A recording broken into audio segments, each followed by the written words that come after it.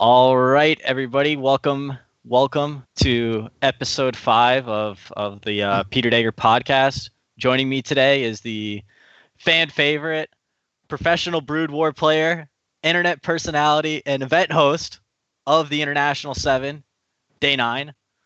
Some people know you as Sean Plott. That's right. I'm doing great. I have this water bottle, though, that I've been thinking about a lot.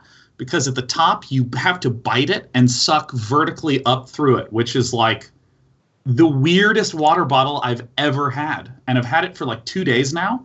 And so right now I'm doing great because it makes the act of drinking water all the more exciting. And it is a pleasure to be here on the podcast to talk video games and Dota with you, Mr. PPD.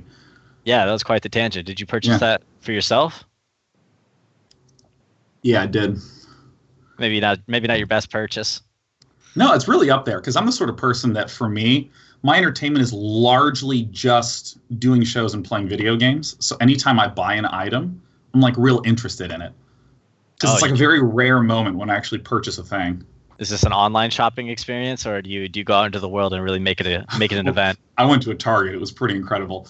Target's got some exciting merchandise. Home decor, water bottles, discount clothing, great deals on socks. That's right. I have several white T-shirts that I used to exercise in. Those were also from Target. So yeah, that's a perfect place to. Are you wearing any suits from Target for no, TI? No, goodness, no. I'm excited about my suits because I'm the sort of person that I don't actually have that many suits because there's just generally when you go to an event, it's only just like shirt and tie. You don't really need the blazer for a lot of events. And when you do, they're spaced out enough that you can just sort of mix and match. But I've been doing more hosting duties that demand the full thing. So I went out and bought 4 suits for the PC gaming show that was like 6-7 weeks ago.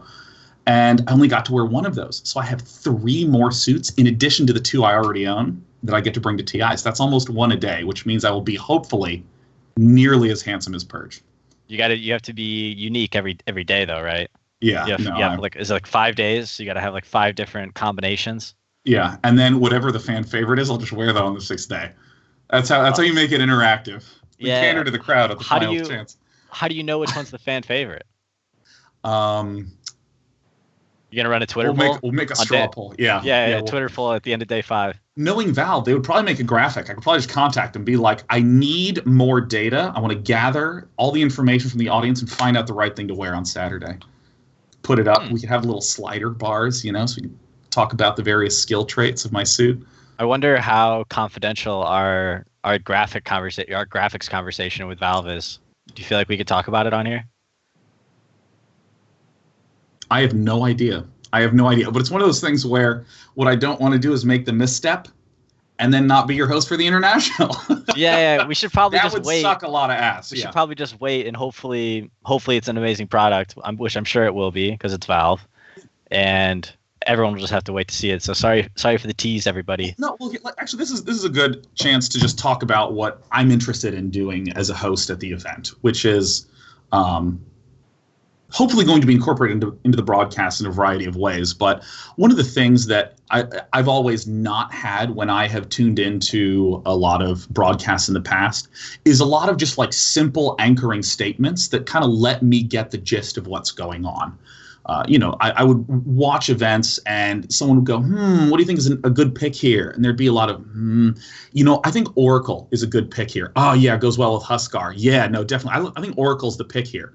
And I'm sitting as a viewer who does not really know anything. At this point in my life, I had pretty much just played Lena and Nature's Prophet. I got 4 months of Dota under my belt, and I don't even understand what the meaning of a team composition should be. I don't know what the highs and lows are. I don't know these sorts of things. But there's little anchoring statements that can be made like, oh, this team really doesn't have that many good disables, so it will be very hard for them to pin down some player on the other team. Oh, they picked up Lion. Lion has 2 very strong disables. And suddenly I'm able to take some of those just anchoring bits of information and get a stronger sense of, I see the identity of that character in this team lineup. I I heard them say the problem on the panel, I would never have been able to come up with that problem statement on my own, that they lack an ability to catch or pick someone off. So my hope is that as a host, I can try to set up those kinds of questions so there's not a need to.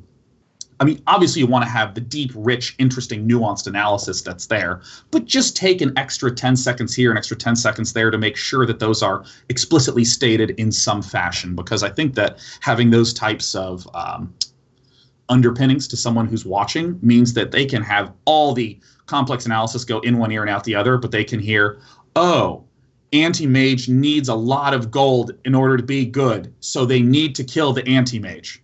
Done. Really simple, clear thing you can watch in the game. Any analysis that happens in regards to that, you go, oh shit, no, I remember that. You gotta kill the anti-mage because that's really bad. Because I distinctly remember having that experience when I was watching like TI4 or something like that, and Omer was explaining to me what was going on in the game. So, have you watched all of the TIs over the years, or? Yeah, I've actually watched every single TI every single year, and it's kind of funny how followable Dota 2 is with no information. Just basic structural shit like, oh my god, there's 3 people who are trying to sneak up behind that guy. 1 dude, 3 dudes, this dude is not reacting. Uh-oh. This is sort of emotionally what would be happening to me when I'd be watching. And you look at health bars go down. I think one of the best things, for me as a newbie is that when damage is dealt, it leaves the white bar of health that shows how much damage the character received, instead of just having the health bar decrease. You know what I'm talking about?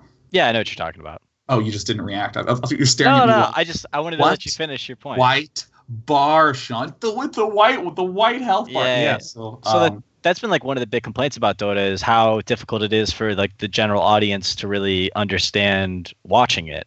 You talk about people kind of setting up opportunities for people to understand, saying, oh, killing anti-mage a lot is good because he needs a lot of gold to be successful. So I hope that I can do an ample job on the desk alongside you, telling everybody, hey, this is why anti-mage needs to die a couple times in the early game, because if he doesn't get slowed down, all of a sudden he's going, the game's going to get out of control and nobody's going to be able to deal with anti-mage. Yeah, because I think there's all this beautiful complexity and richness and depth to Dota, and you can learn like one little piece at a time, which I found that was honestly the most surprising thing to me when I actually sat down to play, is that within about 2 or 3 games, I was like, oh, I'm Lena. I blow shit up. Tight. All right. Yeah. Nice. And I go somewhere and die and go, I probably shouldn't have been there. And then I get to respawn. Like, okay, I played Brood War. Actually, I still play Brood War, and I'm vibrating with excitement for Brood War Remastered to come out. And in Brood War, you make one mistake, and the game is over. You don't get to be in the game anymore. And now you have to go do another game. And so the whole idea of you made a mistake, and now you respawn, okay, now just go blow shit up with your abilities. And every time I died, I would be able to say, what the hell just happened? Right there, a lot of times I would need a friend to kind of explain to me, oh, that's an ultimate called Rupture. That's why I was yelling at you to stop moving. Because I still remember the first time. Rupture's a tough one. Rupture it's a learning experience. It took a moment because they were like, stop moving. And I know now what they were trying to get me to do, which was to stop moving. But what I was hearing was, be careful because you might be moving towards danger. So what I said was, it's cool, guys, I'm safe. And then I fucking died immediately. Because, I was like 3 fiery stack charges. So I'm like going away, and my health is plummeting to 0. Yeah, it was. There were some moments there that hurt a little bit. Yeah, well, that's the great thing about Dota is like you can learn at all levels, even at like the highest level of Dota. You never play a perfect game, and there's always something to say like, hey, oh, I died here. Why did I die? I felt like, with all the information that I had on the map, I felt like I was able to go farm this next wave when it turns out I wasn't. Did somebody on my team, I thought they were showing on the map when really they weren't. And so the enemy felt safe to make a play on me, or, really kind of what happened. And that's like a pretty high level thought, but that's the cool thing about Dota, because it never stops. From all levels, you can always improve and you can always play better, and nobody has ever played a perfect game in the history of Dota. And I love how there's a lot of chunked moments that are in there too, where you can say, I died at that moment. Let me ask questions about the last 2 minutes of the game. And I can get something in there. And there's, possible paths you can go down. Was it positioning? Was it an item? Did I misjudge a certain character on the other team? And I really like that. That feels very good for learning. And sometimes I think it can be hard when there's too far of a distance between the mistake and the punishment for the mistake. If you miss like 2 depots at the start of a StarCraft game when you're trying to do a timing push at 9 minutes. Yeah, it's over. Yeah, but you don't know that it's over. It's over actually at like 3 minutes into the game, but you're going to feel it when you do the timing push in your short queue tanks, I had a similar kind of experience. I've had similar experiences in Dota, but especially when I played card games. I know on I look at your YouTube today and yesterday, and you play a lot of Hearthstone. I've been playing this other game called Gwent. I don't know if you know of it. Yeah, I haven't actually played Gwent. It's by CDPR, who did The Witcher. And it's just a Witcher-themed card game that I enjoyed playing for a little bit. I don't play as much anymore, but EG, we picked up Life Coach, who won the first ever Gwent tournament. I didn't know he was on. Yeah, EG. That's awesome. Yeah, so it's. But what I did is they give you your deck of cards at the very beginning, and you look at your cards, and then you get to mulligan a couple, and then you have this hand of cards, and you go, oh man, my hand is so bad. Like, there's no way I can win this. But the attitude that I would have when I would say is like, maybe his hand's just as bad too. Like maybe he got as unlucky as I did with my mulligans. So maybe there's a chance I could win the game.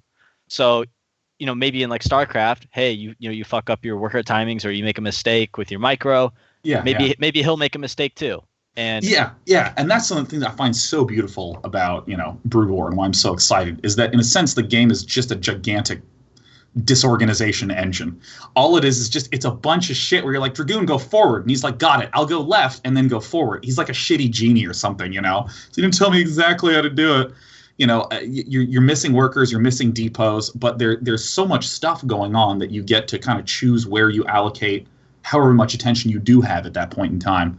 And this results in some surprisingly fair, interesting, varied outcome matches, because maybe you have messed up in your base management a little bit, so you don't quite have as many as many units because you missed depots. You don't quite have as many units because you missed production cycles. You don't quite have as much money because you missed workers. But then you have amazing unit controls and tactical positioning. Your opponent is better at the base management stuff, so he has more things but can't quite control them as well. Dude, I just like competitive games. Yeah, I can tell. And the whole like StarCraft remastered thing coming out is going to be really cool. I saw like a list of all the players that were playing in the first the showcase of the game, right? Like that's coming up. Last night. It was like Jaedong. Oh, it was last night. It was like Jaedong and Flash and it was God, who else was on there? BNG the Boy versus Gur, which was a big rivalry in the 1999 OSL. You also had Nada versus Reach, which was one of the sort of mid-era big classic battles. I think they played a game on Nostalgia, which is great. It's a fantastic map. This is me just fucking getting excited about it.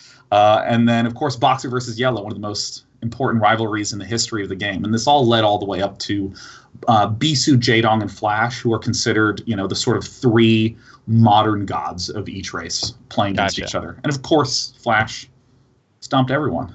Yeah. That's how it works, man. I didn't catch it and I didn't follow it, but I saw some people tweeting about it and it looked pretty exciting. StarCraft 1 was just a little bit before I got into competitive gaming, so I kind of missed out on that, but StarCraft 2 is where I really got into watching esports and thinking, oh, it'd be cool if I could play video games for a living, like that sort of a thing. Wait, so you were playing Heroes of Newerth at the time, right? I played a lot of different games growing up, whether it was like Call of Duty or World of Warcraft. Heroes of Newerth, Dota 1, just like I played a lot of Warcraft 3, like ranked ladder as well. That was something that I was really into. Not really like really fun. War 3 1v1 was always like a little too, like there's a word for it, right? Like the not tilt, but like the fear of queuing up again into like a 1v1 game.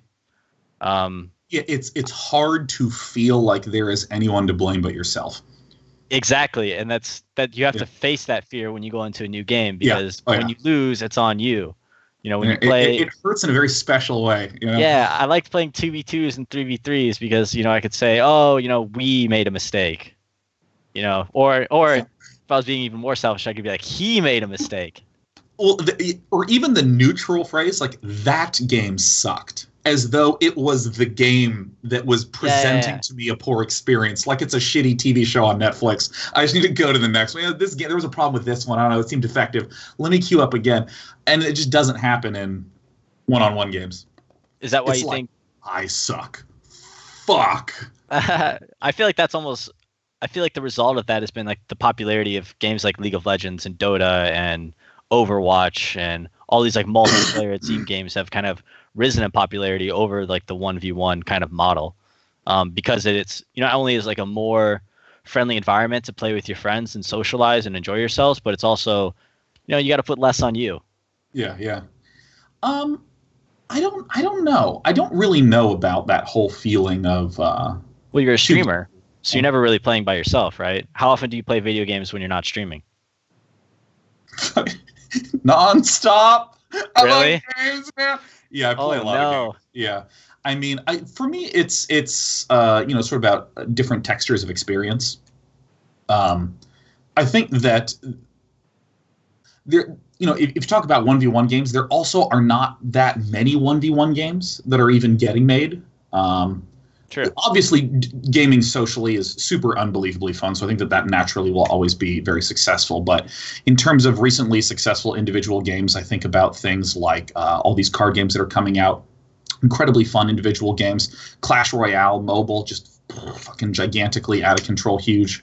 And these sorts of games, even though the gameplay loop is technically a 1v1, they do extend and kind of have different social participatory experiences that are in there. Yeah, there's some community involvement. Even though you're playing as an individual, you're almost, you're ranking yourself up against your friends, and in that sense, it's something to talk clans, about. And you borrow your sure cards from each other, all that sort of stuff. And I think that there is a certain hardcoreness to some single-player games. I mean, Brewer's obvious example that StarCraft is intense. StarCraft it's a very intense game. And it's intense in a way that I think it contrasts sharply with a lot of other competitive games. When I think to something like Dota or Counter-Strike, you have spikes where there is an incredibly high demand for precise clicking, precise timing of button pressing, and executing in the correct order. And then there's a relaxation period. In CS, it's just like tweak, shoot the guy, and okay, and tweak, and you have again there's a spike, but then there's the cool-off period. And StarCraft is essentially one continuous stream of accurate mouse clicks for 15 minutes in a row. And each one of those is very, very important. And so it for me, I love it in the same way that I love rhythm games, where I'm trying to just hit my combos and make sure I don't drop any of the various tasks that I have to do in the base management or in the scouting worker or in the overlord placement or in the build order. So I enjoy it in that regard, but it does demand that you actually have a very even level of focus. And in terms of that social question, where are you going to fit in chatting? How are you going to fit, like... There's too much going on up here. Yeah, because Dota is fucking intense when it's intense. Every time I try to play mid, I think I become a terrible host for everyone watching my stream. Because I'm just trying so hard. All I can squeeze in is moments where I'm like... I'm really trying. That's all I can do. And then when I best, guys. Yeah. Or if I'm like, fuck, I think I need a jungle. Okay, I'm retreating to the jungle, and I can feel my brain kind of getting to do this a little bit. So there's like a moment to be able to socialize. And I think that if I look at something like Clash Royale, does demand an incredibly high amount of focus, but the games are so short that you have moments in between to at least chat and do stuff. So I have no idea where I'm going with this. All of a sudden, I've hit a place. I have no clue what the next step is, so I'm just going to stop talking. Back to you, Peter. Whoa. We were talking about like staying focused and being able to communicate while playing Dota. Yeah, that's right. Yeah. So yeah, I think that 1v1 games are just a sort of different texture of experience to the team games. I don't really qualitatively feel more strongly drawn to one over the other. Your ability to communicate and especially like say what's going on in your brain to your teammates in like the most efficient and effective manner is like one of the most important skills in Dota. Effective communication is something that when I spent time as a player, that was what we harped on that all the time. Was like, hey, was what you just said, like 40 minutes you said this, and this, and that's why having like a coach is like really nice because he can keep track of all that stuff and say, hey, why did you say that? Was it important for you to say that? And how could you have better communicated what was going on in your head next time? And being able to say what you need to say as fast as possible and coherently for your teammates to understand is like the ultimate like hardship in Dota. That's something that teams, they work on for years, and that's why I'm a big fan of teams like sticking together and kind of having like the same core. We talked about like my time at EG, we developed this certain style of communication that was so much different than everybody else's. Everyone was like, hey, you guys are so calm. You guys are so, you guys win. You don't get excited. You guys lose. You don't react. Like, what's going on? Like, we built, that was like our culture. We built this very calm, very relaxed, very monotone culture. And it helped us be incredibly effective in our communication because it was never, fuck yes, like we got him, like I killed this guy, like that, like there's no moments of excitement like that during our games. It's hey, good, that guy died, and me as a captain, I would, very occasionally say good job, or hey, great work everybody, because everybody knows that does not matter. Like, sure, it builds morale and it builds confidence, and you get, when you're excited, you're going to play better because you're happier, but everybody just wants to win, and everybody knows that at the end of the game, you're going to be a winner or you're going to be a loser, and losing sucks. Yeah, God, it's awesome. The worst, man. I will say there's the whole idea of communication is something that just has always interested me. How do you articulate something that's going on in here to the other person to have the desired result? Simple stuff like if you're talking to someone who's very upset right now, how do you change the way you're talking in that situation to achieve the goal of getting that person to sort of, de-escalate and diffuse? Or, in the case of, stepping into competitive games, one of the things that's always interested me is normal social habits really don't work if you're trying to communicate with a team. Like if you're with a group of friends and you're like, hey, do you guys maybe want to get something to eat? Maybe, where do you want to go? Maybe Chipotle? You add this sort of vagueness on there. You ask for other people's opinions. But if you're in an intense situation, you say, gather here to smoke. You command it. And then if someone does not want to do that, it allows them to say, we shouldn't smoke, we should do this, right? And it's like very clear statements. But if someone says, hey, I think someone should buy a smoke. Not clear enough, too vague, right? But if you're like, Magnus buy the smoke, right? And let's gather here and smoke, or whoever. Yeah, but you also, that was like one of the things that I did as a captain. I was constantly parsing for information from my teammates, and I was saying, hey, we need to buy a smoke. And this is generally me playing like position 5, or, some people like to joke position 6 because I had no money. And I'm like, hey, we need to buy a smoke. That generally means, hey guys, Peter can't afford a smoke. He can't afford the 50 gold. He's he's buying wards, or buying himself a TP. Somebody else has got to pony up, and then they can all use that information and say, okay, I have 50 gold to spare. Let me buy this smoke for the team. Yeah, and I mean that's the sort of thing where it makes sense what you were talking about. Like if your team understands what the meaning of that sort of thing is, what that sort of general statement is, then it works great, and that's totally fine. But everyone has to sort of be on the same page there. And I mean, I found that when I've been playing solo queue games, anytime I make generalized statements, nothing happens. Nothing occurs. But if I ping and I'm like, guys, go here. And so it's always interesting to me to feel the contrast. And I've obviously never, ever come close to doing anything successful competitively in a team game. I'm like straight individual player, so I don't know what the proper things are. But it's just so cool to feel the contrast there. Hey, if you win, you're doing something right. Right, that's right. That's as simple as it is. I'm one of the strongest 3100 MMR players out there. At any level, man. If you're winning, you're doing it right. You were better than your opponents, and that's why you won. Depending on the game, there's some games like Hearthstone. I win a lot of games that I do not deserve to win in the slightest because I'm very lucky. I'm very good at that. Results-oriented gaming. Yeah, that's the beauty of card games, though. Sometimes you can get away with some things. There's always a little bit of RNG in those games. But. And that's, one of the things I find most interesting about games like poker or about Hearthstone is that humans have a fundamentally bad predisposition to judging anything to do with probability. They just suck at analyzing probabilistic situations. And it was really interesting to me because I played poker super hardcore. I think everyone who played Brood War played poker super hardcore for a few years there. And, there were people that I knew who I went to college with who were really smart, sharp, successful people. And you'd say, okay, you need to go all in with ace king here because of this following reason, and I can show you the math that demonstrates exactly why you need to do that, and it is the best possible play. And the response would be, But what if I don't hit an ace? If I call and then the flop doesn't have an ace, then I can fold and I'm still in the tournament. It's like, okay. Notice how that's incorporated into the math of this equation that shows definitively that the correct thing is to go all in before the flop because you don't have many chips left in the tournament. So it's like, and so are you somebody that plays by the numbers all the time? I am aware that the numbers have an important impact in the situation. I mean, there's certain things like I happen to know that Johnny just really does not like to ever, Johnny folds too much, right? Like, so I'm just going to bet into Johnny, right? That's not really a statistical, like doing a huge analysis thing. And if you're at a poker table, you don't have the opportunity to do that. But if I'm stuck and I'm unsure how to analyze a situation and, stepped away from the table and I go, let me think about that hand yesterday. Yeah. You can use the numbers in order to get some good definitive results out of it. I mean, if you break Dota down to its most basic concept, it is a game of numbers and probability, right? It's, how prepared are we for this next team fight? What are our percentage? What are our odds of winning this team fight? Yeah. Let's say, okay, we have a 36% chance to win this team fight. Are we at a position where 36% is going to be our best opportunity until the end of this game? Maybe 36% is the best we can do here.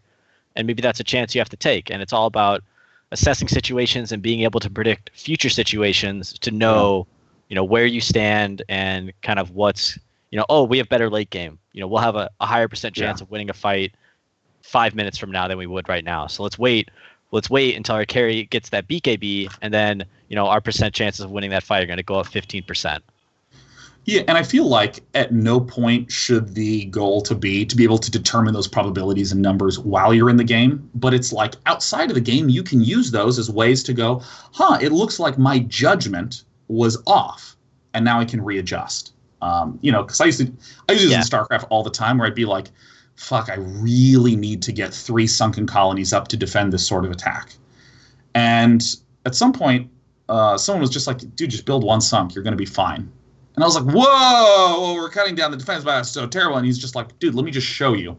And he just like built that number of Marines and attacked at that point in time. And I lost the sunken, but he had like 2 or 3 Marines left over. And he was like, yeah, so if you just bring your drones and threaten them, there's nothing you can do about it. And I was like, oh, my judgment was totally off. I just did not realize that. And all of a sudden, I just have like a shitload more money early in the game. And all of a sudden, I can just build a gas geyser earlier because I don't need to have my drones mining minerals. Oh my God, I'm going to have a stronger mid game. Oh, the power of calculation. So I wonder how many people are understanding all of your StarCraft references. I see, at the start of this whole thing, I talked about the importance of having anchoring statements. Not doing any of that shit with these StarCraft references. Oh my God. Well, that's okay. I will try to make up for your shortcomings. And I will, it's a team effort. We're up there together. You're my position 5. Exactly. Yeah, I'll support you, and you'll support me, and hopefully we win. Right. That's great. Yeah. No. A plus across the board. Yeah. So, are you excited? TI. Oh my. Pretty God. Prestigious event, right? I'm so excited. The excitement sort of came in multiple phases for it, because every year I'm always really excited about TI. Like before I even announced the Day9 Learns Dota show, at the start of this year, I'd already planned to go to the final week of TI and just make that a thing that I was doing. And of course it was going to be more exciting than ever because I knew things. Yeah. This is the first time that I was going to be able to watch and to know things. Awesome. And in terms of like the professional aspect of it, it was remarkably casual, right? It was like, hey, Sean, we were wondering if you would have interest and availability to work with us at the International. And I went, yep. And they went, great. A little bit of time passes. Hey, we were thinking of you doing some hosting, something like this. Does that work? And I went, sure. And they said, great. It's pretty non, it's not like a college application where it's like, congratulations, you have been invited to host. And then in terms of my day-to-day work, I tend to grind pretty long hours anyways. And so I tend to just stay very focused on the thing that I am doing in the moment. If I'm doing a show, I want to be really dedicated to that show and thoughtful of what the game I'm playing, what the chat's doing, and get everything else out of my head and do that one job as good as I possibly can do. And then just in the middle of me actually playing Diablo 3, Because there was a new season, Necromancer just came out, and Diablo 3 is a game that is a dopamine factory mixed with a casino wrapped up in an action RPG. My friend, do you know Charlie Yang? He's The name rings a bell. Yeah, I think he's lost his mind to Diablo 3, so he's grinding. So I know the struggle. I've heard of the struggle. Yeah. I mean, because I hadn't played Diablo 3 in like years, so I was having someone sort of guide me through, and they were, power leveling my account up, and then right in the middle of that show, someone goes, "Holy fuck, day9, congratulations, you're hosting TI," and I've been doing via email, or they topped on your right there in the chat. Like, I had no idea the announcement was going out. Oh. Again, this conversation had happened a few weeks prior about, would you have interest in doing this sort of thing? Yeah. Sure. And, well, this is your first time working with Valve, right? I guess so, yeah. Yeah, that's the Valve way, man. Well, this also, it's not unusual compared to, working with other events. Like, hey, Sean, we want you to host this event. How does this time frame sound? Yeah, sure, great. And then as information is needed, it gets passed along. I think about the PC gaming show. They're like, hey, Sean, can you host? I was like, sure.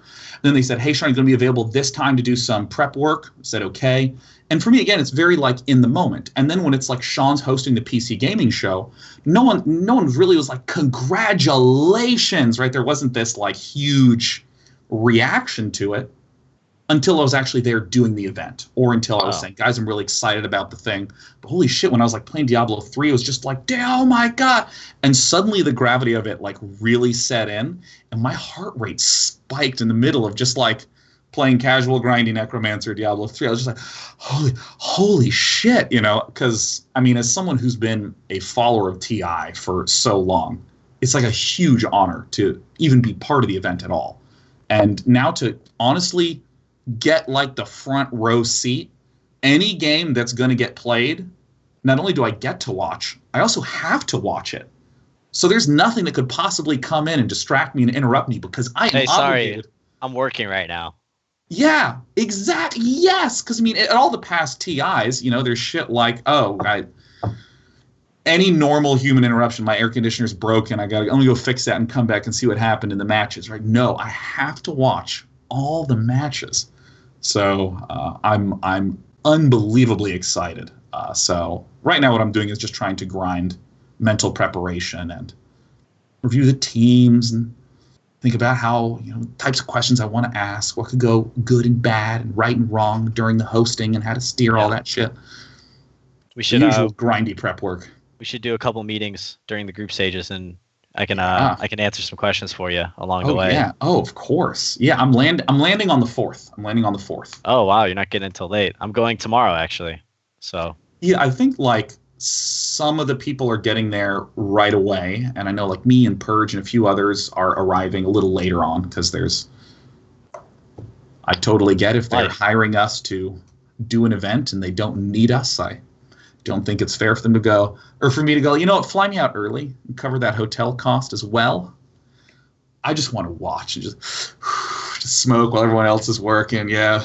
Yeah. Well, I mean, I think I don't know. I understand where you're coming from, but for me, I feel like being there and saying, hey, this is my job. Like, I have to watch these matches. It's, and be there with the players and be able to talk to them in between games, catch up with them when they're eating lunch, go into EG's practice room and see what's going on, and like really understand like what this event means to them, and kind of see that behind the scenes. I think that'll give me a lot more when I hop up on the analyst desk and I have to talk to everyone about the game. So yeah, because I know I'm going to be watching like every single match. Yeah. Like, on Wednesday, it's probably just going to be me and Purge watching matches together on air. Sure, we'll catch up. We'll catch up when you get in then. Oh yeah, man. So yeah, you had like the big announcement, right? Like, you said like you hosted the PC Gamer thing. There wasn't a huge announcement for that, but now like it's like, all of a sudden this huge announcement. Day9's hosting TI. You get this like huge Reddit thread. Tons of people are commenting. Everybody's got to share their opinions. Everyone's got to talk about Day9. What's who's this guy? Who's Day9? And Day9's the best. He's a slightly above average player. He will be the host. Yeah. Well, I mean, you've gotten good pretty quickly. You said, what was your MMR right now? 3,100, almost. 3,100. And how long have you been playing Dota? Just shy of a year. Just shy of a year. That's pretty solid, I think. I know a lot of people who can't say that for themselves. Yeah, props to Purge. Definitely. Yeah, I think your long career in RTS, like third-person perspective games, helps you a ton too. That does help. Like hitting buttons and moving mice around is no problem, not an issue. Yeah, but it's like this is like that type of game, right? So if you played like Age of Empires or Warcraft 3 or Command and Conquer, like you kind of get the gist of it. You know which character you are. You know how to move him. You understand that he has abilities, and there's certain like a hold position, stop. Those things come a little bit more naturally to somebody who has an experience in gaming rather than somebody who picked it up for the first time. Yeah, I had a lot of leg ups going into all that. Definitely, stuff. Yeah, which makes you even a more qualified host. I just really want to make sure that I do a good job and show the proper respect to the community that it deserves, because there's a lot of events where like you just roll your eyes. No, you'll be fine. You don't have to you just have to be yourself, and that's all the respect that you need to give it. Regardless, at every single event that I host, I want to make sure that I am putting in that effort and doing a proper job. Because, for instance, if the Smash community was like, hey, do you want to host or cast an event? I would say, well, I have real concerns about even doing this at all.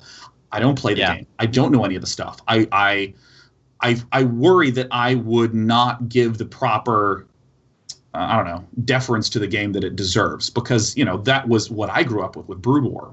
It was not just a game I played, it was like me. Like when I wasn't at school, it's what me and my friends were talking about, it's what I was playing. I met tons of close friends through that. I learned about myself through playing this game, and if there was some host up there who'd never played the game, it would hurt me a little bit, and I just never want to be that. And it's so tough. Yeah, it's tough. It's really, really tough. And I have similar thoughts as well. For me, honestly, I didn't play that much Dota this year. I really, I took a step back and really got involved in other games, and I finally didn't have to play Dota 10 hours a day for my job, and I was able to do a lot of different things. And Dota kind of took a backseat for quite a while. And then when I learned about, I learned that I wasn't going to be casting at the majors, and whatever controversy there is there, whatever. And then they contacted me, or I did DAC, and then I did the summit, and then they contacted me and said, hey, do you want to do we want you to do TI. I was like, first off, honored and grateful for the opportunity, but at the same time I was like, I gotta play some Dota. I gotta get back into it. And I recognize and I understand that I will never, until I actually go out and play for a competitive team, which probably will never happen again, I'll never have the same understanding that I had before. And all these guys at TI, it's my job as an analyst to kind of explain what's going on in their heads, but Dota moves and changes so fast that if you're not actively a part of the community and the game, you can't keep up. Yeah. And last thing I want to do is be somebody up there just making stuff up. So and I think that's a really interesting point to bring up, because it comes to how do you then change your communication as a host or as an analyst in order to not misstep that? In StarCraft, whenever I would cast, I would have the awareness that I was never going to be as good as any of the players. So instead of saying this is a good build, you'd want to say this has been a build that was popular, that this player did and that this player did. Exactly. You want to be able to try to reference a thing that occurred and to say it was strong there, instead of trying to act too much like a figure of authority. And of course, you can fuck that up all the time, because you just be like, I love this build. It's a great build, right? But it's the awareness. You at least try not to do it. Those were some of my biggest complaints about some of the casters that have been a part of the Dota 2 scene for a long time. And not to name names, but just people that would say, hey, I don't understand why he did this. He should have gone this other item. Why would you say that? You're not as good as them. They're legitimately just better at that you in the game. They're the ones playing in the competitive games. Who are you to tell them that this is a poor item choice or a poor decision? It's, why did he make this decision? Why did he feel that this was the best decision to make? Because that he's trying to win the game. He's doing everything in his power to win the game. Why would he purposely make a bad decision? Yeah, but I'm also at the same time sympathetic a little bit to that. I'm actually curious if this is how you feel whenever you're doing hosting or casting or analyzing. For me, it's I almost think in terms of bullet points for my next few sentences of how I actually want to structure what the hell I'm saying. So that way, most of me is improvising, and I'm just trying to make sure that I'm taking steps towards my destination. And as a result, all these little quirks of how I talk and how I react to things, changing those feels like steering an oil tanker. I have a couple really bad habits in speaking that have been so hard to get rid of. And some that still happen now that I'm just trying so hard to get rid of. And well, the great thing about stepping out of your element and getting into Dota versus being in StarCraft is you'll probably be much more objective, and your subjective opinions and ideas and thoughts won't really come out in your presentation. Yeah. But, I'm empathetic to that caster who sees a thing, goes like, ooh, that item choice was a mistake. He shouldn't have done that, because technically what he might mean is that I think was the moment where he may have made a choice here, and perhaps this could have helped him out of that situation, but you just react emotionally because once you have an experience with a game, everything is very visceral to you in a way that it's not just information. It hurts you a little bit when you see an item get picked that you think is wrong. You're just like, no, it doesn't fit on that hero. Yep. And that's the beauty of the game. Making bad decisions and purchasing bad items is part of the beauty of, your own player specific style. It's, I give Eternal Envy a lot of shit, and I'm kind of famous for it because he's my favorite. He's one of my favorite players to watch.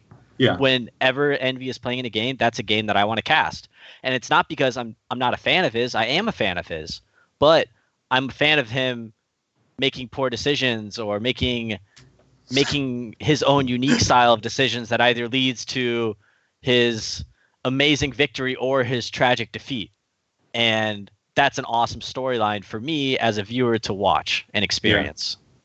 I also think it's so interesting that with the amount of complexity and depth in the game, I always imagine that when a person sits down and they begin to play, there will be some small goal that they'll be trying to do, like maybe let me just go back to StarCraft because it's what you know best. I gotta go home.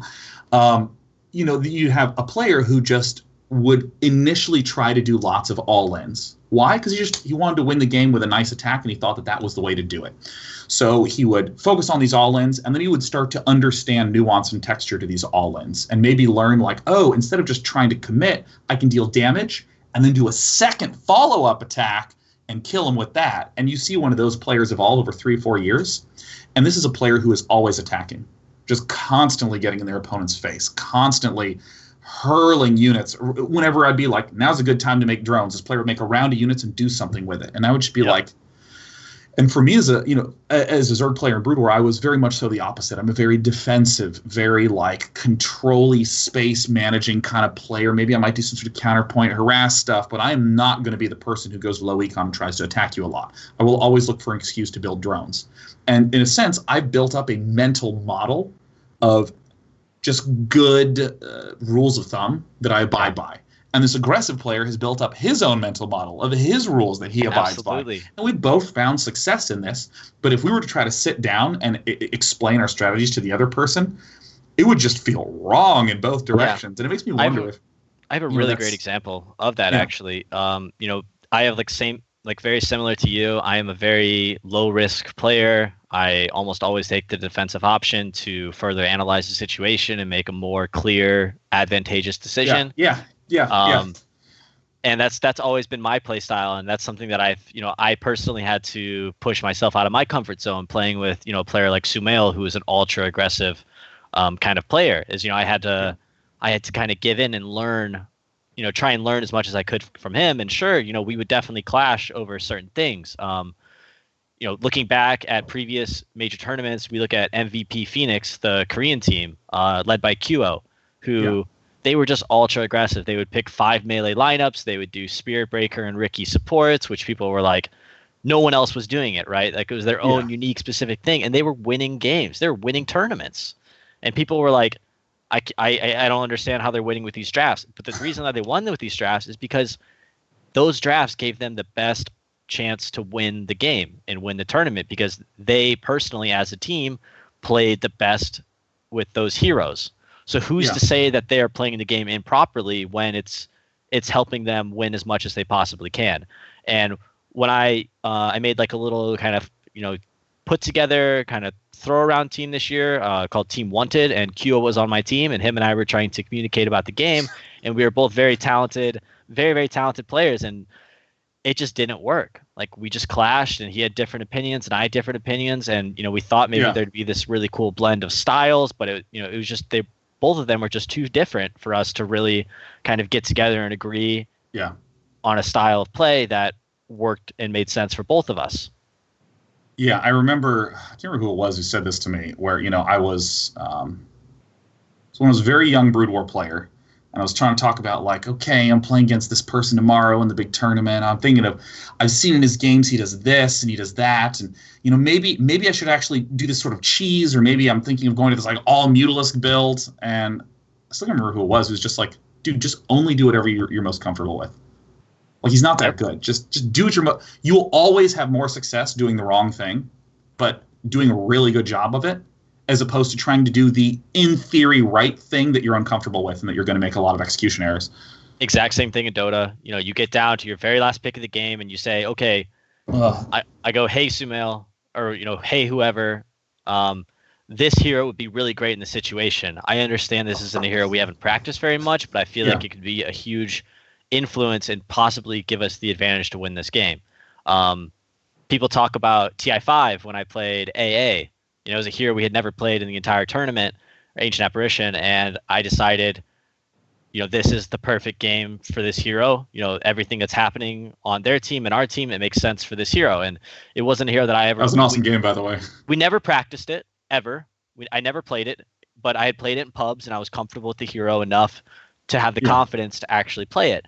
And it turned out being, like, almost the perfect pick. And that is like a unique example, but like you can go to the other side of that where maybe A wouldn't have been the best pick. Like, what if I picked AA and I just fed and it didn't work? People would say, oh, maybe, and then you could say maybe I should have picked a hero I was more comfortable on and our team was more comfortable playing with, because it would have given us a better chance to win the game. Because the perfect hero isn't always right for that specific game because of the players and teammates that you have. So yeah, I remember you talked a lot about that with the early drafts of the finals of TI5, where you're like, yeah, we just thought, maybe this hero's better, but this is a big comfort pick, so we just went with the comfort pick here. Exactly. And you don't want to get eliminated at a $23 million tournament picking something that you haven't practiced before. Hey, if we're going to lose, let's go out. Oh, God. Let's use all the preparation. We've been preparing for this tournament for 11 months. Let's just do what we practice. And if it's not good enough to win, then we can be okay with that. I've lost so many fucking tournaments just like, because I'm like, I don't know, maybe I'm just going to do this weird thing. It's like some I've like never done. And StarCraft is heavily execution and practice and preparation focused. What was I thinking? Like, I'm talking about, I know the game I'm talking about. It hurts. It hurts right now. That was 11 years ago. I still remember WC 2006 in the finals. I was really pissed off, and I 5-pooled a guy. What was I thinking? Oh, my God. I lost immediately, and my brother had to cast it and be like, I could hear in his tone. He's like, this is John's going to lose, man. What is he doing? TI6 grand finals, man. Or not grand finals, but lower bracket finals up against DC. Same exact thing for me there, man. Like, we were confident, and we came in with this whole new game plan and strategy, and we just followed our unique ideas for this specific series a little too much, and we trapped ourselves, and totally screwed us over. Totally shot ourselves in the foot, sort of thing. And you know what? We gave up a couple $1 million in prize money because of it. So I gotta live with that. Shit happens. Yeah, we'd have got our asses kicked by Wings anyways. That team was impressive. I don't remember. When I went to the... Oh, go ahead. I went into the winter bracket finals up against Wings, and I'm like, I take a lot of pride in my ability to draft and strategize around the game. But when I looked at Wings, I said, guys, I have no idea what to do. And everyone was like, neither do we. So then we were just like, okay, let's start from zero. Let's start with a blank page, and let's see what we can, try and figure out. But that team was something special. I feel like there's a memory muscle that begins to get built as you understand a game more, where there's so many associations and connections that everything has meaning, where over time I now understand, okay, here are the rough positions that people line up in, and here's why you should always hate a jungler. Like, all right, cool. And it makes it much easier for me to remember lineups. But, TI5 and TI6, unless there was a strong moment associated with it, I don't remember any of the specific drafts that Wings was doing. They were playing very aggressively. Because they were never the same. They were always different. That was why you could never predict what they were going to do. I could go and look at other teams' drafts and replays and say, hey, they love first phasing these two heroes. I looked at wings; they had 16 different heroes in their first two picks, and I go, what's going on here? Like these guys are just changing up their thoughts around the game because they feel like it. I mean, and that's something you can't predict. You can't prepare for. If you're a team, like in your eyes, if let's say you're preparing for a tournament, let's just like say you have a bunch of majors in a row, and for each major, are there specific heroes that you wind up building around, or is there an idea that you try to go for and establish a suite of heroes that execute that? And then when you're in the draft, you're trying to steer towards that game plan every time, or is it more like fluid than that? Because I don't even know how a team that is preparing thinks about the pool. I can imagine Gotcha. if I'm in mid and I'm like, all right, you know what? Yeah. Here's my 5 mid heroes that I'm comfortable with. Yep. Pick So one, Captain. I gotcha. So each game or each tournament, each kind of season or period of time has its own meta, right? Yeah. And inside that meta, there's a lot of heroes that are popular because people feel that they're very strong based on the balance of their spells and abilities, and the math and the numbers behind everything that's happening. The items, getting buffed and nerfed. Those. If Bloodstone gets Bloodstone gets buffed and Timbersaw and Storm Spirit, buy Bloodstone all the time, then those heroes are indirectly buffed, right? So you have all those factors, all those moving pieces coming together, and then players will identify which heroes are their favorites to play in this patch. And then, we had something we called the document, is what we called it, which is essentially just, a Google Drive document where I would share with everybody, and they would go through and they type their favorite heroes, the heroes they felt that were the strongest, in like ranking order. And then but underneath that, I would make a tab and I would say, okay, what kind of a tool is this hero? Does this hero bring teamfight? Does this hero bring catch? Does this hero bring push? When do we need this hero? And then I would go through the drafts and I have this huge document thing, and it would say, I'd look at the draft, I'd look at our draft, I'd look at their draft, and I'd say, hey, we need more team fight. Okay, we don't have a universe hero left. We don't have a universe hero picked yet. What do we need? Oh, universe has Tidehunter, he has Panda Brewmaster, he has Enigma. Which one of those three heroes that brings us a lot of team fight is going to work best in this game? And then you would determine that almost like a separate, like another kind of subtopic would say, oh, Enigma's really good in lane versus melee heroes, or Enigma's really good in games where it doesn't look like you can challenge the offlane. So Enigma you have like can a just go category you were trying to fulfill, and then you'd say, okay, so any of these will fulfill the big category.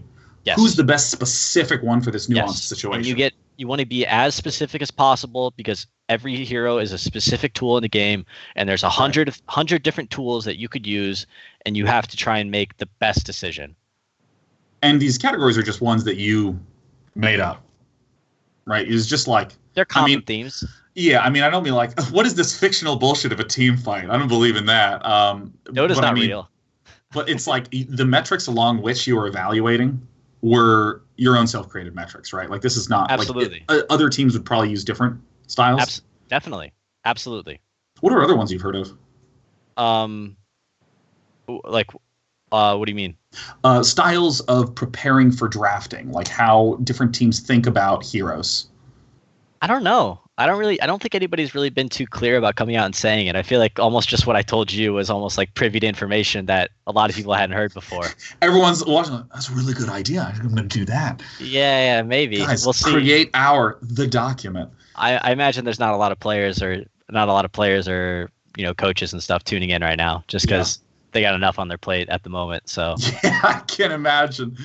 Yeah, no, I feel like I have a lot, and I do not think I will ever have as much stress as players preparing for this tournament. Like, I'm just trying to review their games and read about them on Liquipedia and talk to you now about drafts and more over the weekend and ask Purge questions, try to play a little bit myself. I can't imagine the gravity of trying to prepare for that scale of tournament. It's just another tournament.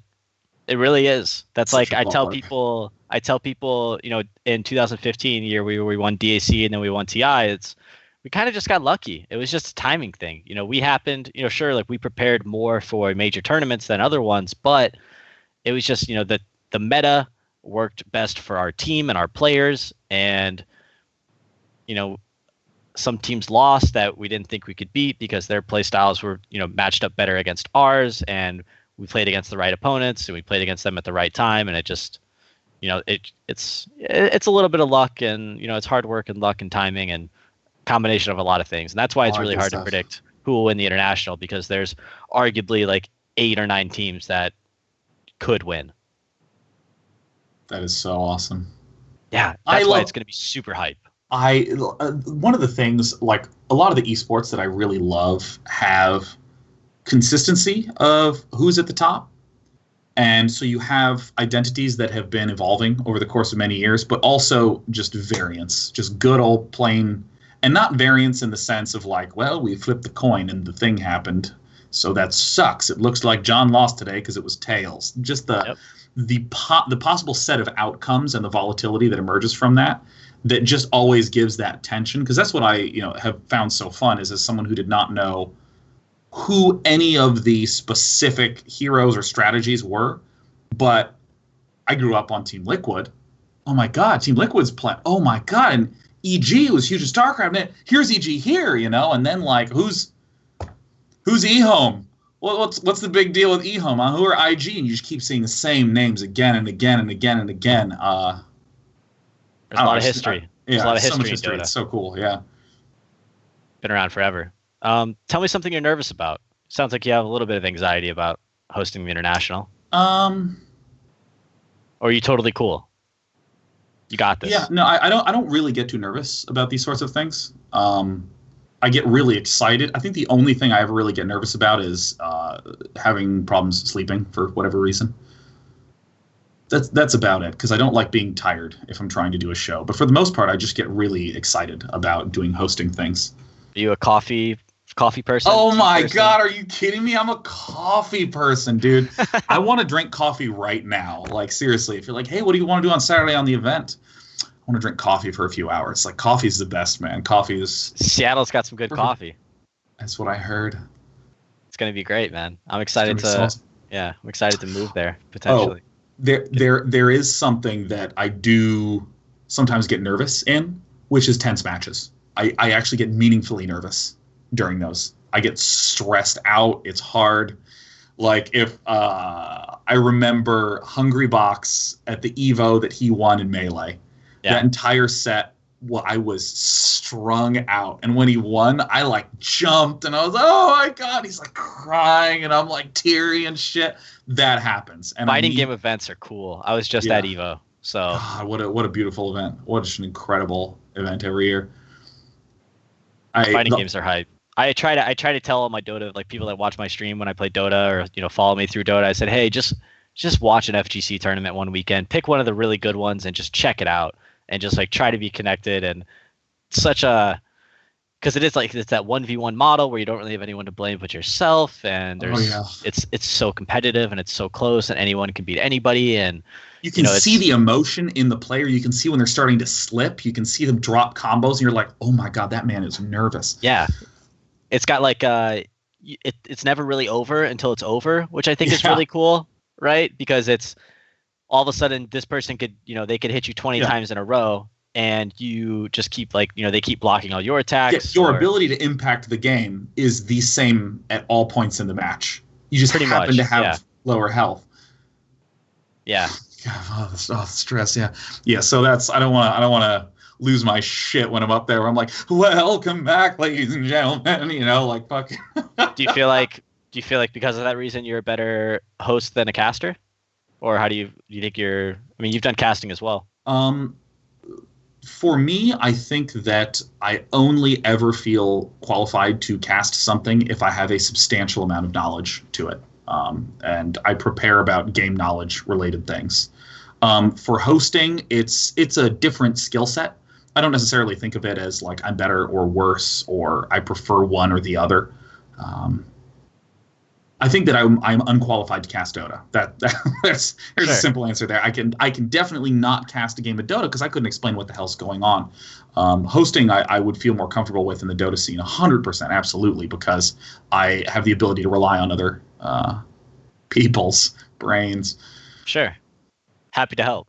Happy to be of assistance. I'm so excited. It's a great brain. It's a good brain. Unbelievable. The closer we get to TI, like the more like I get those like butterflies in my stomach where I'm just like, it's TI time. I know, and like it's there's just weird emotional things that happened. Like I've been playing a lot of Phantom Lancer primarily because I just think he is so cool. I'm not at the phase of skill where I need to worry about who the best one is. I have my favorite heroes too.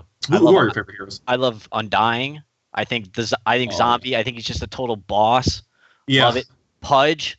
He's like so whenever I play any kind of games, I'm always like I always pick the biggest and most disgusting character. So like when I play Mario Kart, I'm always Bowser.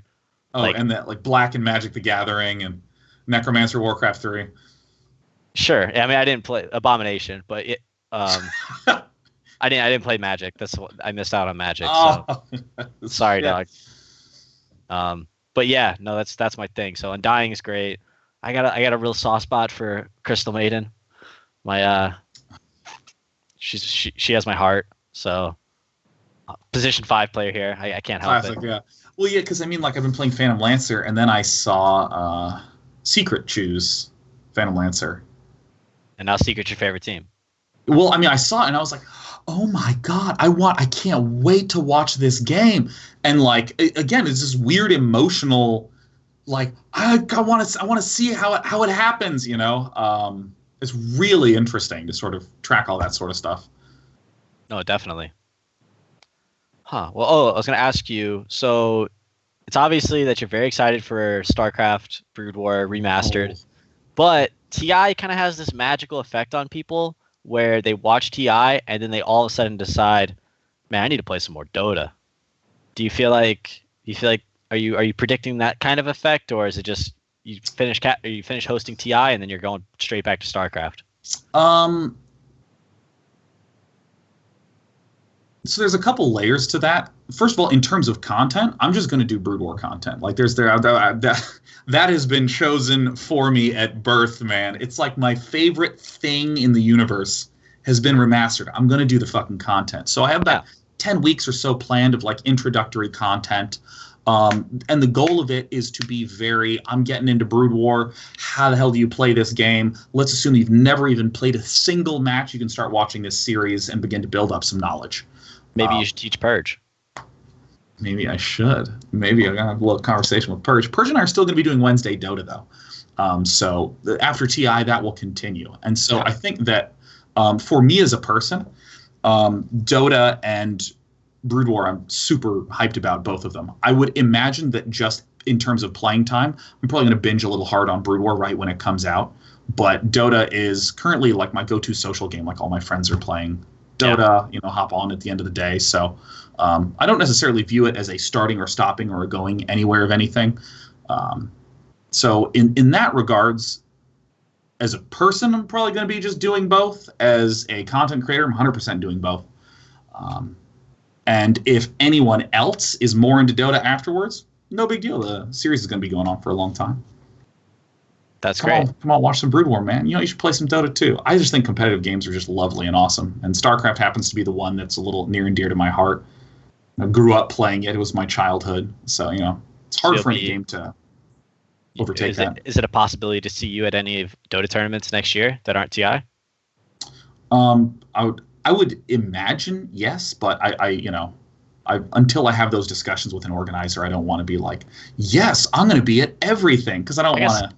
Yeah, of course. I was curious what your interests were, because I mean, TI is a really cool gig for sure.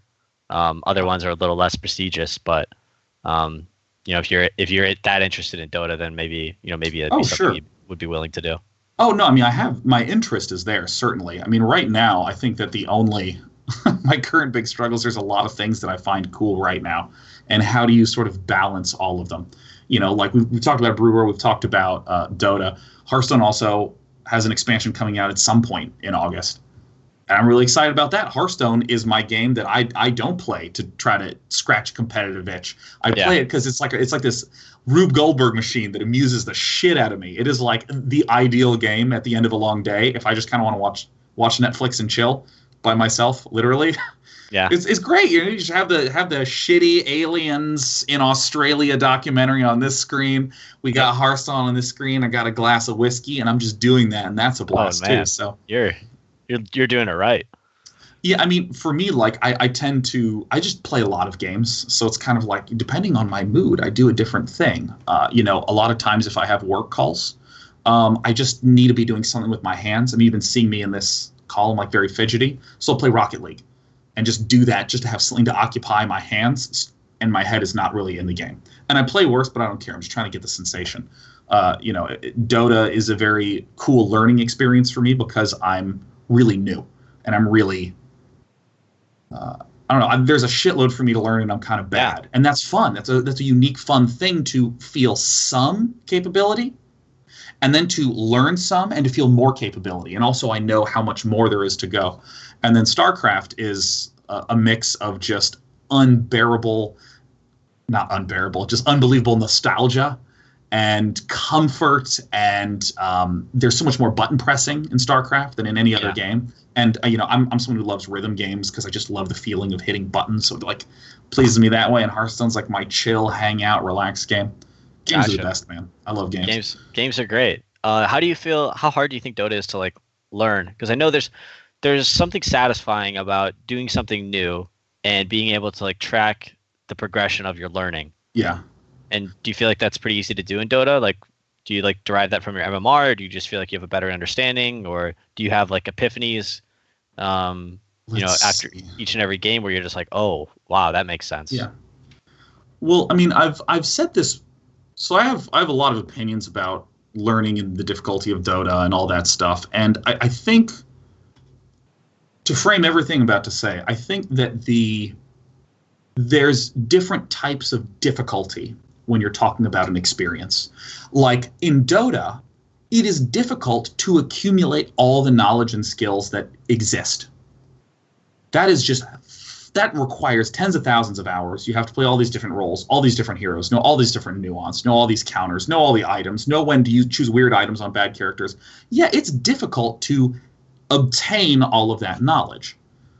But how much knowledge do you need to have in order to have a good time? I was shocked because everyone is always like, Dota's so hard. It's the most hard game. Oh my God, it's so hard. And then I like sat down to play, and I was just having a lot of fun pretty immediately.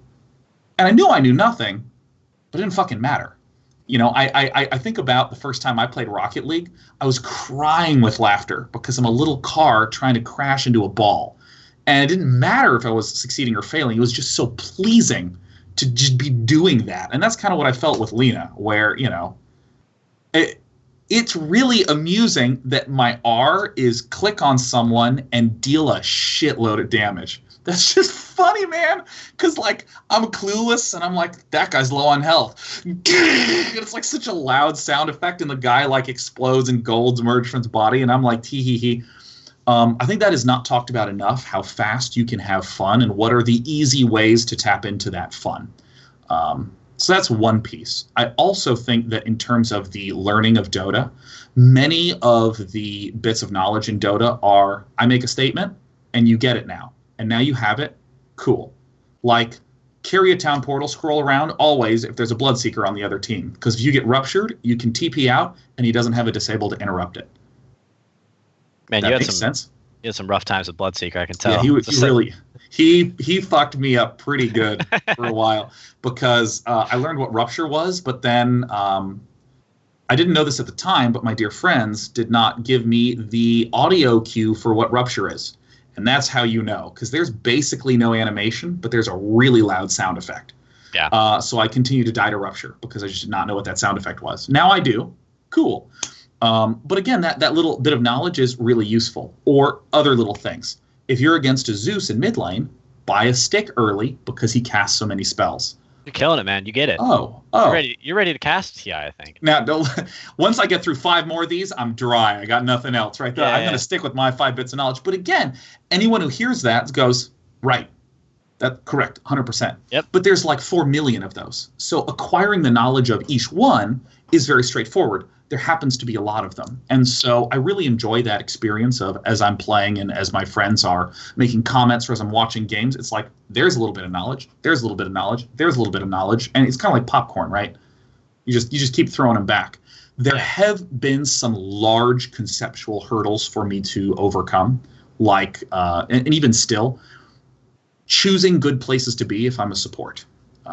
If anyone's watched Day9 Learns Dota for the last 2 months or so, I mean, this is what Purge is harping on all the time. It's just like, you're not doing anything. You're not being useful right now. Where should you go? And I'm like, I don't know. To lane, to soak experience. And he's it's a totally different game. It's a totally different game than playing carry or playing mid or offlane. Yeah. And so I think that there's large-scale concepts that are tough. Incidentally, I have a coach who knows what the fuck he's talking about and is yelling at me about them. And so I feel the difficulty because in every single game it is presented to me. However, if I don't know what I'm doing and I don't have a coach, I'm just some guy who's hopping into play, I'm gobbling up little bits of knowledge, I'm having a blast blowing shit up, assuming you're playing a fun enough character. Like, I went from Lena to Nature's Prophet, and I love having little summonables, so that was fun. And then I went to Zeus. And I was like, I love nuking heroes. And I started to play nuking heroes. I tried Skywrath Mage out and shit, right? Like, I just gravitated towards the fun shit. I think that there's an extraordinary amount of those that just carried me into additional games before Purge ever told me anything. About 6 months of doing that. Yeah, it's cool how everybody has, like, their own kind of, I think these heroes are fun. Yeah. For whatever reason it might be. Yeah, the one hero that did make me play the game, every year Omer would... Omer's my friend who introduced me to Dota. Thanks, Omer. Every year he'd be like, hey, here's what's happening at TI. Let me explain the game to you. Here's what they're doing in that match. Maybe you should play sometime. And he'd been saying that a lot. And the hero that tipped me over the edge was Elder Titan. Yeah? Because he's just so fucking cool. Like the sound effect, that like the stomp and like the crack of the earth shatter. Like the audio on that hero is so amazing. The audio of the hero made me play Dota. Yeah, he's been making a comeback too. I think he might actually get picked at TI a couple times. One time. No, I would expect DC and Bulba. I think Bulba still is in love with that hero. I'm pretty sure he's going to play it. He spams it in pubs. My new favorite player. Wait till you go to the after party before you say that. Sam's no, I'm going to say it right now. Don't you tell me what to do. I love Bulba. I'm trying to look out for you, man. No, I can look out for myself. I'm an adult just as vehemently as I am claiming he's my favorite right now. The instant I meet him, I'll be like, who is this appalling thing? I'm done with you, Bulba. I'm over. I don't like Elder Titan. That's fine. I can vacillate. No problem. Let's go, man. But right now, he plays Elder Titan. Fuck yeah, he's the man. I'm into him. All right, Bulba's the man. I don't even know what he looks like, but his name sounds very rounded. Yeah, Bulba's a great guy. An interesting character. One of the few standout characters in the Dota scene. A true unique personality, and is not afraid to show it. So I hope you do get to meet him. Oh, he's unique New York. That's great. Yeah, I'll intro you. Just make sure I can see memories popping in right behind your eyes because you're sitting there and then they widen and your head tilts and the big grin comes in and I just can't do it anymore, man. It's too much. Bulba's too much for me. Oh man, yeah, Elder Titan's great. That being said, for somebody new, Bulba is amazing. But the thing is, like, you'll go to a party with Bulba and he'll tell everybody the same stories that I've heard 100 times because that's what Bulba does. Maybe they're good stories, They are amazing stories, but I've heard them a million times. So for me, it's just not great. But for everyone else, he's a great party with Bulba twice, you'll love him. 3 times, you'll start to understand. That's awesome. All right. Yeah, you'll have fun. This is my cat, by the way. Here's Despy. Come here, Despy. Hi, cat. Let's get you on cam. That's a good cat. Oh, she likes scritches right now. I think she might plop down, but for now I am a head and a large gray cat. Perfect. Get some eyebrows in there. Yeah. Well, I think we're about to our time limit. You said you had to go after I can leave at 5:30. At 5:30, so we have 16 more minutes. Okay. 16 more minutes. So let's podcast the fuck out of this. All right, let's keep going. Let's talk about. Oh, how are you doing with the? I saw you posted a video recently about toxicity, and I think you were specifically talking about Dota 2, and I have some interesting, unique thoughts on the subject. I would love to hear like a quick summary from you, and then we can kind of go back and forth about it. So I wasn't specifically talking about Dota 2 in general. Just like I've been part of gaming communities my whole life, and there's been varying degrees of toxicity and whatnot. I'm a pretty resilient person as is. Like, I can lose pretty heinous games. I mean, I get mad like everyone else and upset and shit, but people being grumpy with me or negative, I tend to be pretty okay with it a lot of the time. And a lot of the things that I brought up in that video are that in my experience, again, this is sort of anecdotal, it's not like a data-driven statement necessarily, but I've known many people who are never the initial perpetrator of negative, shitty commentary, but if they see someone else be shitty, they react like a real dick, Yeah. The guy who's quietly playing, his character, some frustrating things are happening, he's silent, and then someone calls him out, and he's like, hey, fuck you, you're a piece of shit, right? And he just like responds, and I'm sort of the opinion that people will sometimes burst out negatively,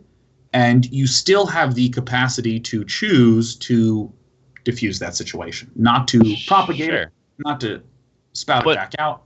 Why do you feel like your opinion is at the top of like moral authority? Why do you feel that maybe that person enjoys doing that? Maybe they take satisfaction in shitting all over somebody else's gameplay. Who says that's right? Who says that's wrong?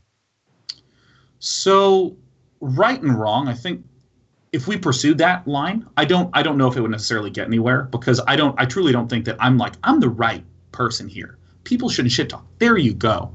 So I want to try to make it more objective in terms of an answer to that. So one thing that I would note is that some people, when they react, they're not doing it as a choice. They're doing it just as a reaction.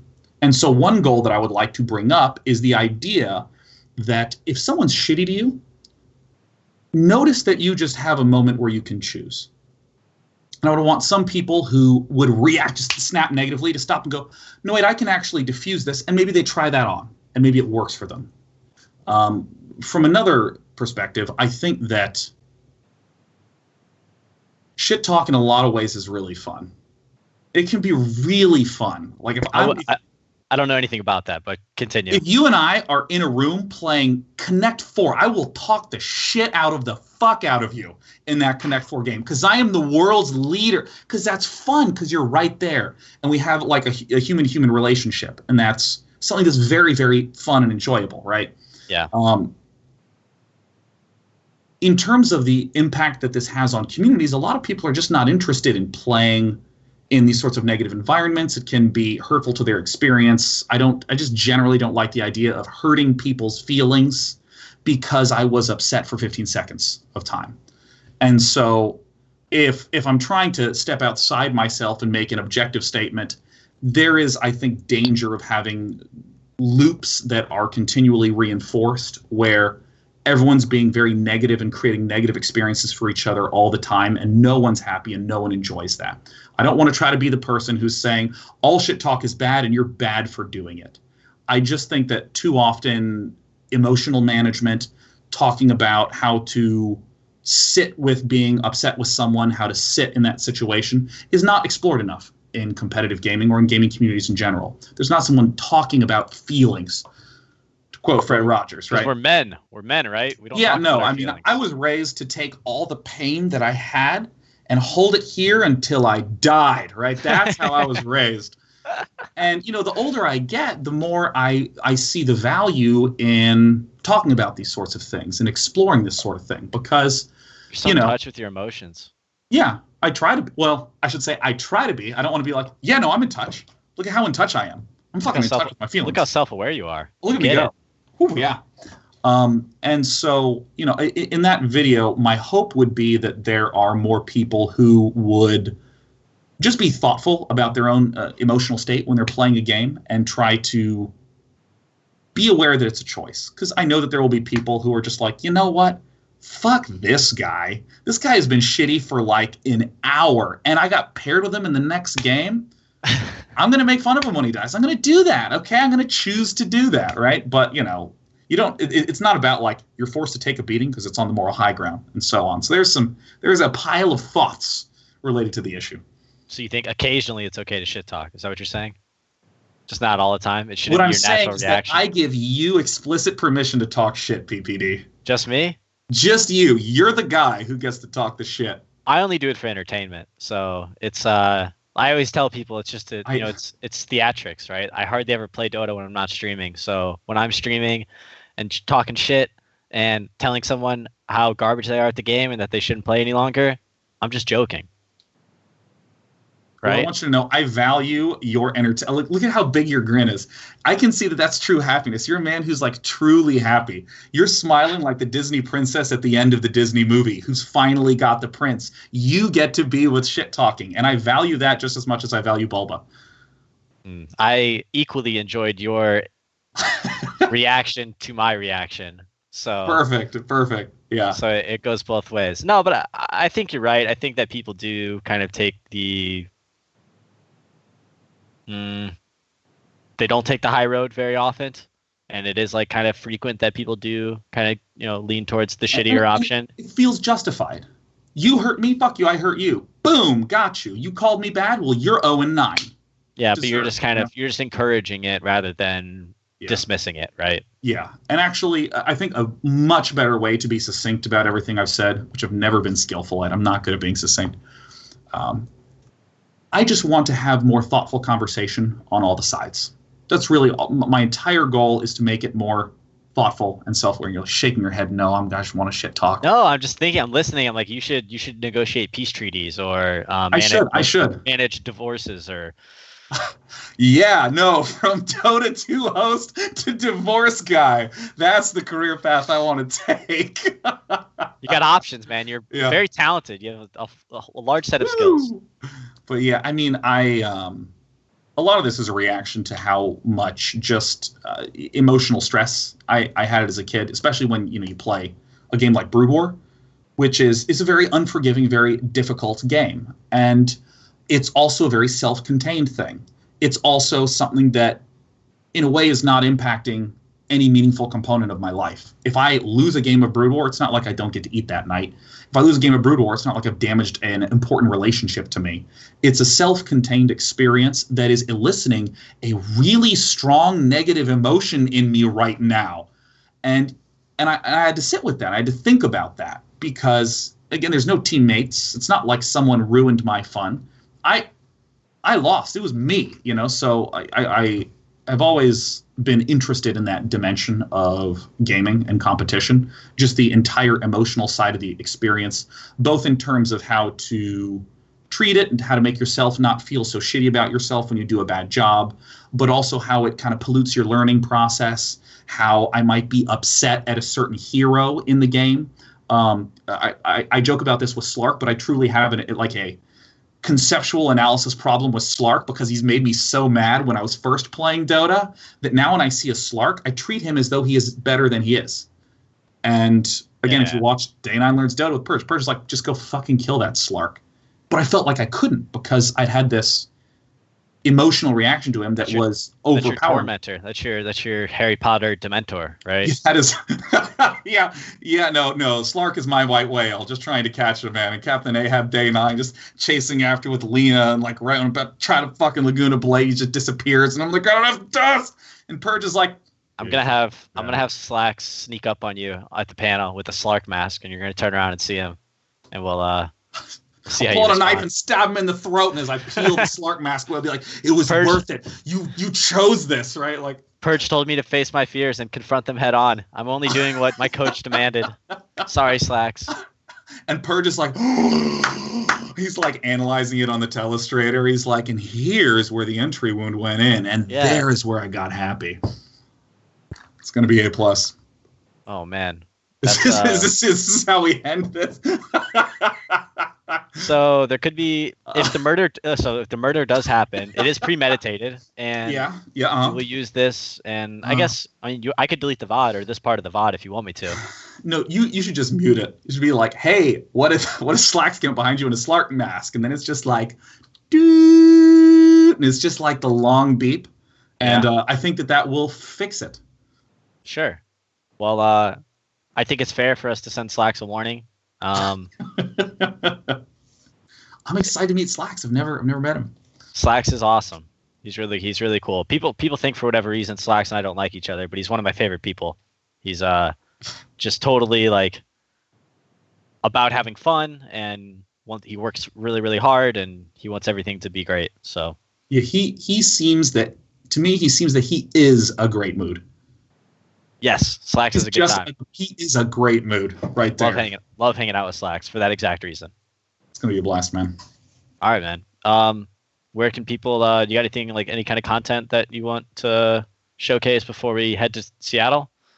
Nothing specific. If you guys would be interested in watching my stream, that would be great. It's twitch.tv/day9tv, or you can look up day9tv on all the social medias. I'm whatever the thing is /day9tv. There you go. Consolidated. Smart. Yeah. Good branding. Great.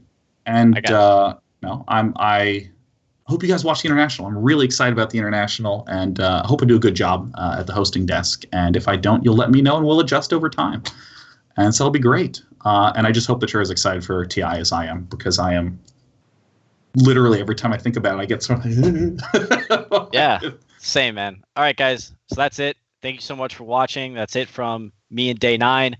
Next time you'll see us, or I don't know if you're streaming or anything. I imagine you're probably streaming before you head there. But next time you see us we'll be in Seattle for the International. Day9 and I are going to be on the desk for the main event.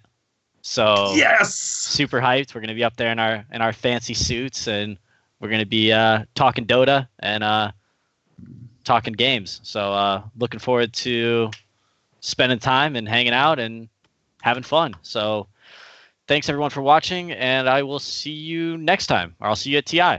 Thanks for the invite to be on here, man. It was a lot of fun. Yeah, no problem. Maybe we can do an after TI. Mm-hmm.